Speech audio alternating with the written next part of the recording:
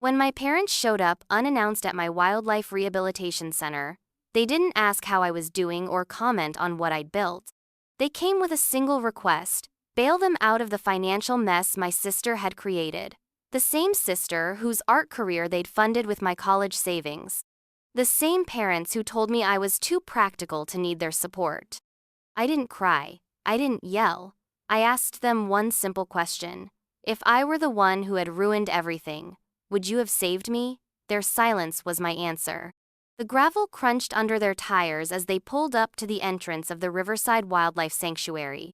I watched from my office window, coffee growing cold in my hands, as my parents sat in their burgundy sedan with the engine off. Dad's fingers drummed against the steering wheel in that nervous pattern I remembered from childhood. Mom stared straight ahead, probably rehearsing whatever speech they'd prepared for this moment. They hadn't visited since the sanctuary's opening ceremony 3 years ago. That day, they'd posed for photos, complimented the rustic charm of the converted barn, and left before the ribbon-cutting ceremony ended. Traffic? Mom had said, though it was barely noon on a Sunday. I closed the blinds and walked downstairs, each step echoing in the quiet building. My assistant Maya looked up from the front desk, eyebrows raised. "Your parents are here," she said softly. "Want me to stick around?" "No, I've got this. Thanks, Maya." The automatic doors slid open with a soft whoosh as they entered. Mom wore her navy blazer and pearl earrings, her serious conversation uniform. Dad's tie was slightly crooked, and there were stress lines around his eyes I hadn't noticed before. "Sarah," Mom said, her voice careful and measured. "It's been too long." "Has it?" I remained standing while they settled onto the visitor couch. "What brings you here?" Dad cleared his throat. "We need to talk. About Melissa." Of course. It was always about Melissa. "She's in trouble," Mom continued. "Legal trouble. The gallery she was working with. There are accusations of fraud, forgery. She used our names as references for loans we didn't know about." I waited for them to continue, keeping my expression neutral. "We could lose the house," Dad said quietly. "The lawyer's fees alone, and if the civil suits go through." "So you came to me," I said. "You're doing well," Mom gestured around the sanctuary. "This place, your reputation in wildlife conservation. You have resources now." Resources. Not a daughter who might help her family. Resources. I thought about the last time I'd asked them for help. I was 19, working 3 jobs to afford veterinary school, when I got accepted to a summer research program in Costa Rica. The fee was $30 money I didn't have but desperately needed to advance my career studying tropical bird rehabilitation. "That sounds expensive," Dad had said, not looking up from his newspaper. "Melissa's art school applications are due next month. Those portfolio reviews don't pay for themselves." I'd worked extra shifts at the animal hospital that summer, missing the Costa Rica opportunity but earning enough to cover my fall tuition.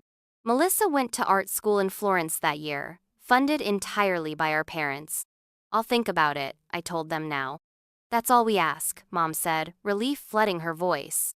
After they left, I sat in the quiet lobby for a long time.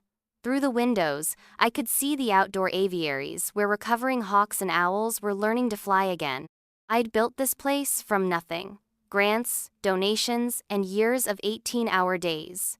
Every bird that flew free from here felt like a small victory against a world that often discarded the broken. My phone buzzed. A text from my sister. "Heard Mom and Dad went to see you. Hope you'll help. I never meant for any of this to happen." I stared at the message for a long time before deleting it.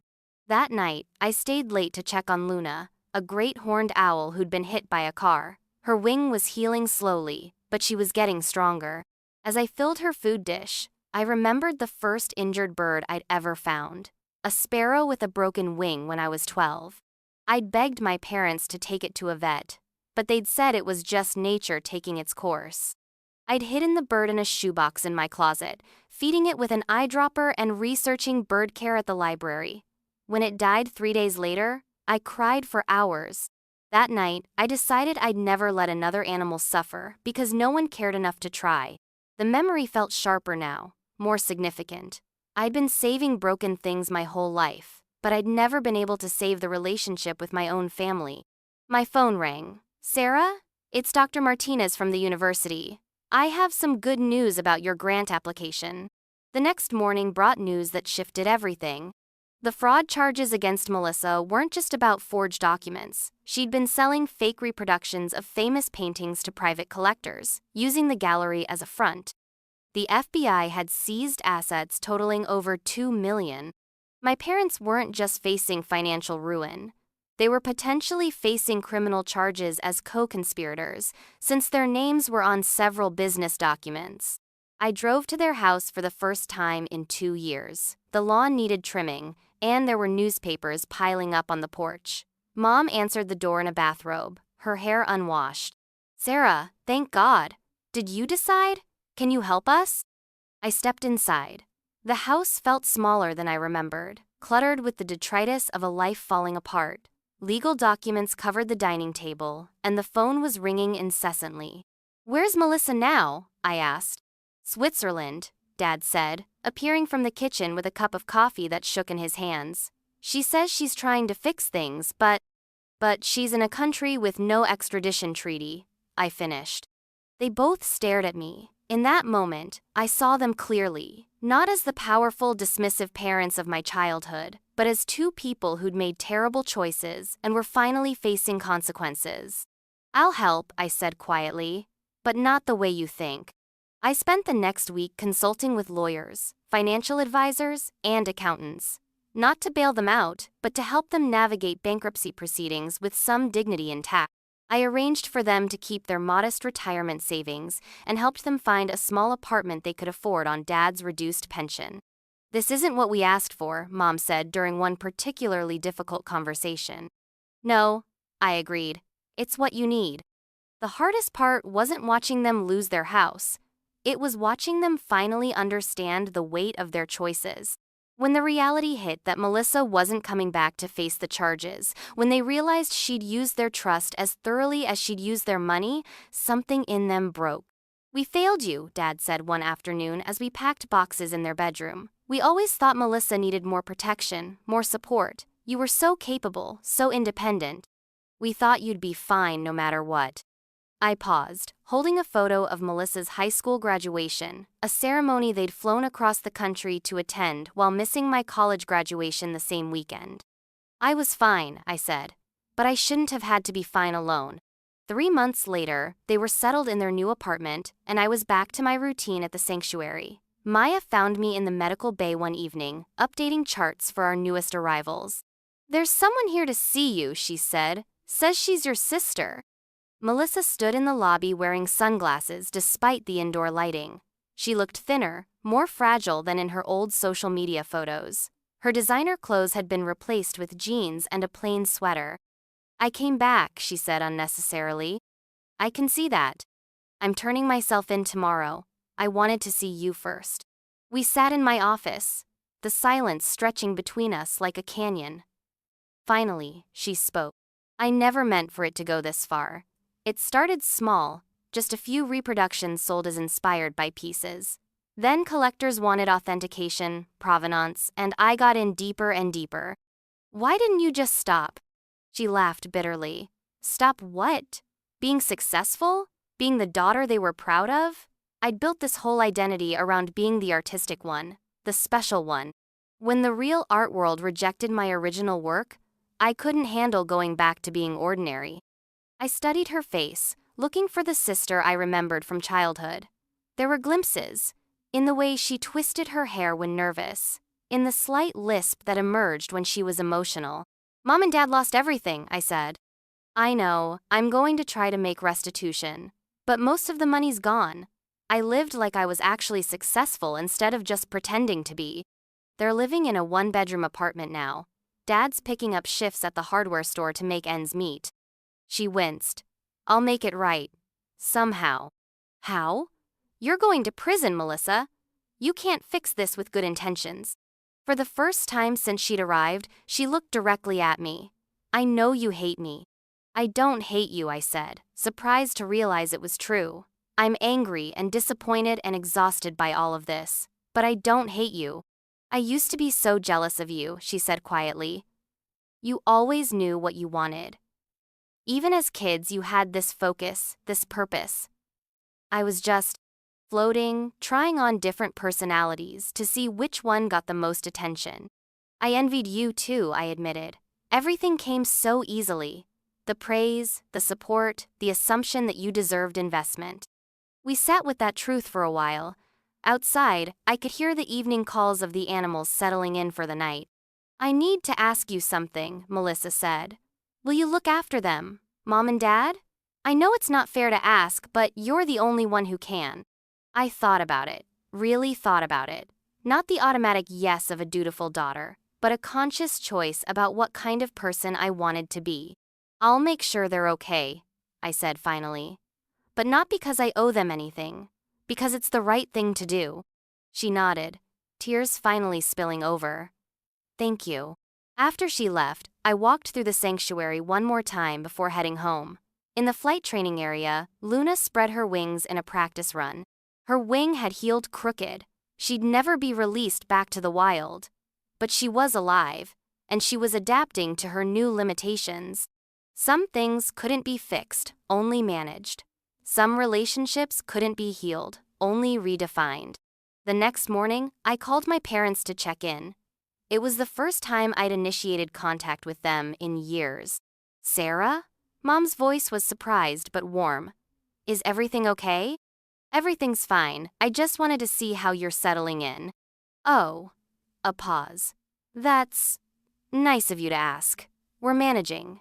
Your father found a part-time job, and I'm looking into some volunteer work at the library. It wasn't the conversation we might have had in a different timeline, one where they'd supported me and I'd felt secure in their love, but it was honest, and that felt like progress. I'd like to have dinner sometime, I said. If you're interested, we'd like that very much. As I hung up, Maya poked her head into my office. The new juvenile hawks are ready for their first outdoor time. Want to help with the transfer? I followed her outside, where we carefully moved 3 young red-tailed hawks to their flight training enclosure. They flapped nervously at first, then began to explore their new space with growing confidence. Look at that, Maya said, pointing to the smallest hawk as it hopped onto a high perch. She's already figuring it out. I watched the bird test her wings, preparing for a life she'd have to build herself. In her determination, I saw something familiar.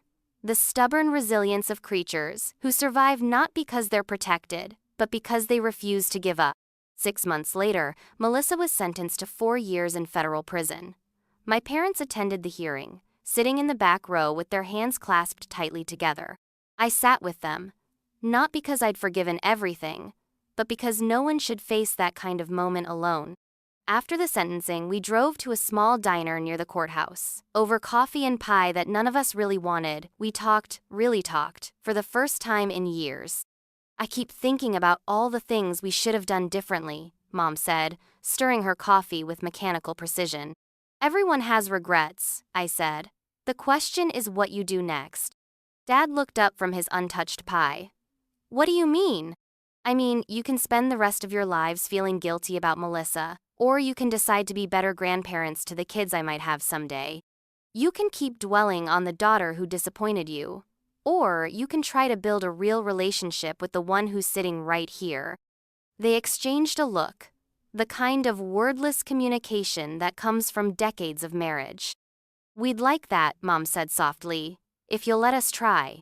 I'm willing to try, I said, but it has to be different this time. No more assumptions about what I need or don't need. No more comparing me to Melissa, just us, figuring it out as we go. It wasn't a fairy tale reconciliation. There were still awkward silences, still moments when old patterns tried to reassert themselves. But there was also effort, real, sustained effort to build something new from the wreckage of what we'd been. A year later, I stood in front of a packed auditorium at the National Wildlife Conservation Conference, delivering the keynote speech about rehabilitation and second chances. In the audience, I spotted my parents sitting in the 3rd row, Dad taking notes, like he used to do during my high school science fair presentations. After the speech, they waited while I talked to colleagues and signed books. When the crowd thinned, they approached with hesitant smiles. We're proud of you, Mom said simply. We should have said that more often. You're saying it now, I replied. That's what matters. As we walked toward the exit, Dad pointed to a banner advertising the next day's sessions. There's a workshop on supporting children in STEM careers. Mind if we attend? I laughed, the first genuinely happy laugh I'd shared with them in years. I think that's a great idea. Outside, the sun was setting over the convention center. In the distance, I could see a flock of geese flying south in perfect formation, following instincts millions of years in the making. Some journeys take longer than expected. Some families have to break completely before they can heal. But in that moment, walking beside the parents who'd finally learned to see me, I felt something I hadn't experienced since childhood. The simple joy of being exactly where I belonged. Back at the sanctuary, Luna was teaching the newer birds how to hunt from perches, her crooked wing no longer a limitation but simply part of who she was. She'd found her purpose not in spite of her brokenness, but because of how she'd learned to adapt. I thought about Melissa, now 2 years into her sentence, slowly working through the complicated process of making amends. Her letters had become more honest, less performative. She was learning, finally, to be enough without being special. Change doesn't happen in grand gestures or dramatic revelations. It happens in the quiet accumulation of different choices, in the daily decision to be better than you were the day before. I had spent so many years feeling invisible, overlooked, second best. But in building a life centered on healing broken things, I discovered something important. The goal was never to be seen by the people who couldn't see me. The goal was to become someone I could respect, someone who made a difference in the world. And in the end, that was enough. More than enough. It was everything. The sanctuary now spans 40 acres and houses over 200 animals in various stages of recovery. We've released more than 1,000 birds back to the wild, and our education programs reach thousands of children each year. But the number I'm proudest of is smaller. 3. That's how many family dinners my parents and I have shared this year, sitting around their small kitchen table, learning to be related to each other in a way that feels real. Last month, I got a letter from Melissa, not asking for anything, not making excuses, just sharing that she'd been accepted into a prison art therapy program, where she helps other inmates process their emotions through creative expression. For the first time in her adult life, she's creating art that's about something other than getting attention. I'm learning to be useful instead of just talented, she wrote. I think you always understood the difference. I keep that letter in my desk drawer next to a photo from my college graduation, the one my parents missed. It's not about forgiveness, exactly. It's about choosing which stories to carry forward and which ones to leave behind. Tonight, after checking on the animals one final time, I'll lock up the sanctuary and drive home to my small house by the river. I'll make dinner, call my parents to check on Dad's physical therapy progress, and fall asleep to the sound of owls calling in the distance. Tomorrow, I'll wake up and do it all again. Not because I have to prove anything to anyone, but because I've built a life that makes sense to me. A life where broken things get the chance to heal, where overlooked creatures matter, where second chances are the rule rather than the exception. That 12-year-old girl who cried over a dead sparrow couldn't have imagined this future. She couldn't have predicted that her greatest strength would come from the very experiences that felt like failures at the time. But she did something important. She kept going. She saved what she could, even when no one was watching. And in the end, the thing she saved was herself.